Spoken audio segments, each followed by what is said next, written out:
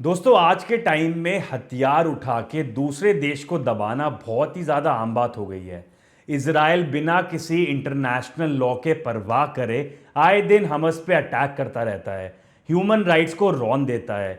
उधर ही रशिया पे इतना प्रेशर बनाने का क्या फ़ायदा जब वो हमला करे बिना यूक्रेन पे बाज नहीं आता। तो इन सबको देख के एक चीज लगती है कि क्या ये वर्ल्ड वॉर 3 की शुरुआत है। क्योंकि जब हम न्यूज में ये सब सुनते हैं और देखते हैं तो यही घबराहट होती है कि दुनिया का अंत करीब है दोस्तों, और कभी भी किसी भी देश पे हमला हो सकता है, जो कि बहुत ज्यादा आम बात है।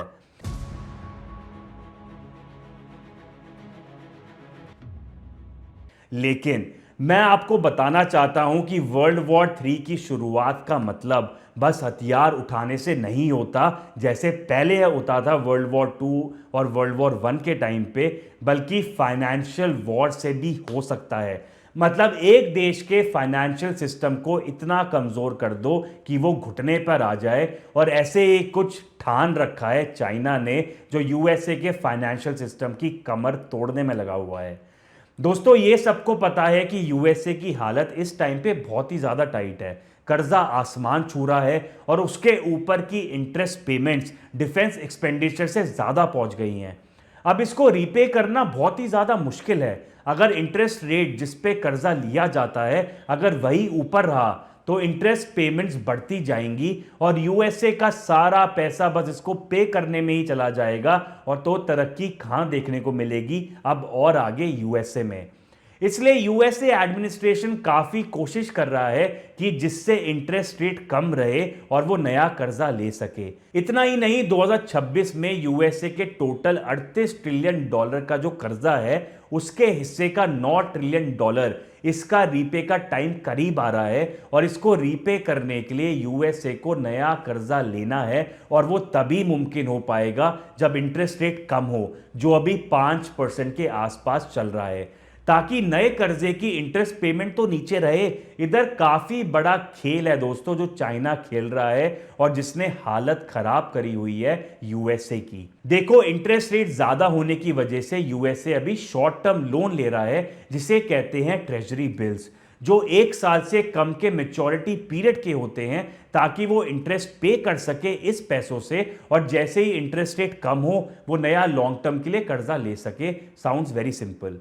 यही खूबसूरती है इकोनॉमिक्स की। अगर आपको सही कॉन्सेप्ट्स की क्लैरिटी हो तो आप समझोगे कैसे एक देश दूसरे देश को दबा सकता है बिना कोई भी गोली चलाए। अभी रिसेंटली देखो इन सब के बीच में क्या होता है। हर बैंकिंग सिस्टम को पैसा चाहिए होता है जिसे कहते हैं लिक्विडिटी, और जब बैंक्स के पास पैसा हो तो उसको इस्तेमाल करके, मतलब कर्जा लेके, बड़े बड़े हेज फंड्स मार्केट को आगे चलाते हैं, और इस कर्जे की मार्केट को कहते हैं रेपो मार्केट।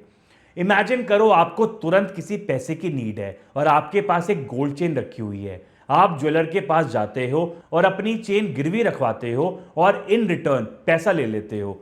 अगले दिन आप ज्वेलर के पास वापस जाते हो और पैसा प्लस इंटरेस्ट देते हो और अपनी चेन वापस ले लेते हो।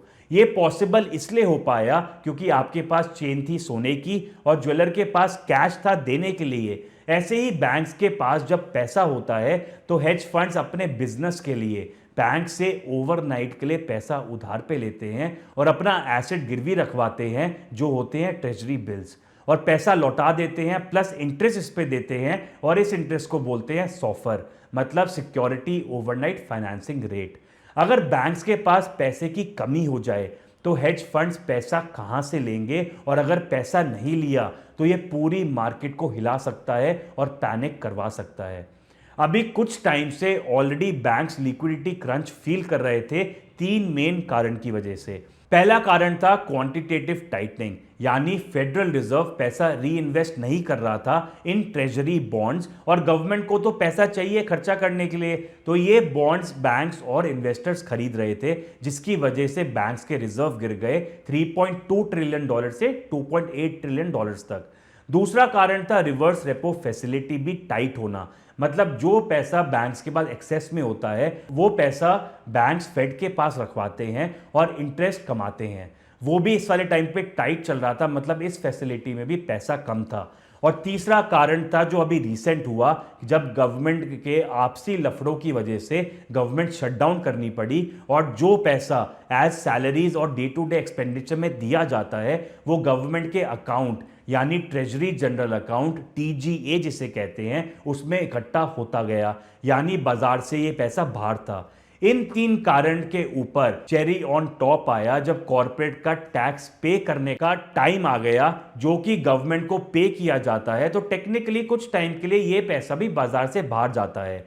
अब इन सब की वजह से बैंक्स को लिक्विडिटी क्रंच फेस करना पड़ा और दोस्तों रेपो मार्केट में डेली मैं आपको बताता हूं 4 से 5 ट्रिलियन डॉलर लिए और दिए जाते हैं। सोचो कितनी बड़ी मार्केट है ये। तो जब पैसे का क्रंच हुआ तो बैंक्स बल्कि एक दूसरे को बोलने लग गए, भाई मुझे पैसे दे दे, मैं तुझे ज़्यादा इंटरेस्ट दूंगा। जिसकी वजह से जो मैं इंटरेस्ट की बात कर रहा था जिसे सॉफर कहते हैं, वो 0.01 से 0.02% के आसपास जो चलता है वो बढ़ गया 26 बेसिस पॉइंट से, यानी 0.26%। सुनने में तो आप बोलोगे कि यार क्या हो गया, ये तो बहुत छोटा सा नंबर है, पर दोस्तों मैं जब बात कर रहा हूं ट्रिलियन डॉलर्स की और उस पर 0.26% बढ़ना बहुत ज़्यादा बड़ा नंबर होता है। और हेज फंड्स का जो टोटल प्रॉफिट मार्जिन होता है वो काफ़ी कम होता है। वो प्रॉफिट कमाते इसलिए हैं बिकॉज वो ट्रिलियन डॉलर्स में खेलते हैं और उनको अगर नया पैसा 0.26% के इंटरेस्ट रेट पे मिले तो वो मैसिव लॉसेस फेस कर सकते हैं जो मार्केट में पैनिक ला सकता है। जब ये सब दिक्कत चल रही थी तो according to treasury international capital एकदम से मार्केट में इसी टाइम पे कुछ देश ने मिलके, जिसमें इंडिया भी शामिल था, 40 बिलियन डॉलर्स के ट्रेजरी बिल्स मार्केट में बेचते हैं और बदले में डॉलर्स ले लेते हैं, जिसमें 32 बिलियन डॉलर्स चाइना ने ड्रम करे। दोस्तों पहले तो एक छोटा सा कॉन्सेप्ट याद रखो, ट्रेजरी बिल्स का इंटरेस्ट रेट और इसके प्राइसेस में एक इन्वर्स रिलेशन होता है, यानी प्राइस नीचे तो इंटरेस्ट रेट ज्यादा और प्राइस ऊपर तो इंटरेस्ट रेट कम। और अगर आपको इस कॉन्सेप्ट पे कोई डिटेल वीडियो चाहिए तो आप कमेंट सेक्शन में टी बिल्स लिखो, हम इस पे एक डिटेल्ड वीडियो आप तक जरूर लेके आएंगे। अब इस मूव की 40 बिलियन डॉलर्स के मूव की इंप्लीकेशन समझो कितनी ज्यादा इंटेंस है। ज्यादा ट्रेजरी बिल्स की सप्लाई बढ़ाना, यानी सिंपल इकोनॉमिक्स से समझे तो सप्लाई ज्यादा मतलब प्राइसेस नीचे करना और जिसकी वजह से इंटरेस्ट ऊपर जाना। तो 40 बिलियन डॉलर छोटा फिगर लगेगा अगर हम कंपेयर करते हैं ट्रिलियन डॉलर से, बट ये करा इसलिए गया ताकि शॉर्ट टर्म में भी ट्रेजरी बिल्स का जो इंटरेस्ट है वो ऊपर रहे। तो अगर यूएस गवर्नमेंट को शॉर्ट टर्म में लोन लेना हो तो उस पर भी उनको ज्यादा इंटरेस्ट पे करना पड़े। इससे एक बात तो क्लियर है दोस्तों, यूएसए के ट्रेजरीज जिन भी कंट्रीज ने लिए हैं वो इनको बेच तो रहे हैं। जैसे कि हम चाइना का एग्जांपल लेते हैं, चाइना की जो टोटल होल्डिंग्स थी यूएस ट्रेजरीज की वो 1 ट्रिलियन डॉलर्स की थी। अब उन्होंने वो बेच बेच के 700 बिलियन डॉलर्स पे लेके आ गए हैं। लेकिन बाकी कंट्रीज इस वाले टाइम पे ट्रेजरीज जब बेच रही हैं जब यूएसए को सबसे ज्यादा तकलीफ हो। दोस्तों ये सब काफी प्लान वे से हो रहा है। डॉलर की डोमिनेंस खत्म करना कोई थ्योरी नहीं है, सब चीज सामने आ रही है जो दिख रही है काफी क्लियरली। अगर कंट्रीज ट्रेजरीज को बेचेंगी तो वो पैसा कहां डालेंगी? सेंट्रल बैंक्स देखो रिकॉर्ड हाई पे गोल्ड खरीद रहे हैं, गोल्ड ईटीएफ में पैसा बहुत तेजी से जा रहा है और डॉलर बेस्ड एसेट से दूर जा रहे हैं। एक और बात याद रखना दोस्तों, जब भी सेंट्रल बैंक्स ऐसे एसेट डंप करते हैं जैसे इस वाले टाइम पे ट्रेजरी बॉन्ड्स कर रहे हैं तो ये बहुत बड़ा कॉन्फिडेंस लॉस दर्शाता है, क्योंकि सेंट्रल बैंक्स काफी लॉन्ग टर्म इन्वेस्टर्स होते हैं। वो किसी रिटेल इन्वेस्टर की तरह नहीं होते जो कि बस प्रॉफिट मेकिंग के टाइम पे पैसा इन्वेस्ट करें। चाइना यूएसए के पीछे पड़ चुका है। यूएसए की फाइनेंशियल डोमिनेंस खत्म करने के लिए, चाहे वो युआन डिनोमिनेटेड करेंसीज में ट्रेड को प्रमोट करना हो, पेट्रो डॉलर सिस्टम को चैलेंज करना हो, मतलब अभी तक जो ऑयल की बिलिंग होती थी वो डॉलर में होती थी, पर चाइना इस वाले टाइम पे चाह रहा है वो युआन में हो, ब्रिक्स करेंसी जैसे सिस्टम को आगे और डेवलप करना हो, बायलैटरल करेंसी स्वैप हो, ये सब चीजें चाइना इस टाइम पे कर रहा है। दोस्तों इन सब से क्लियर होता है, इन सब डेवलपमेंट से डॉलर पर प्रेशर बना रहेगा जहां de dollarization is actually happening.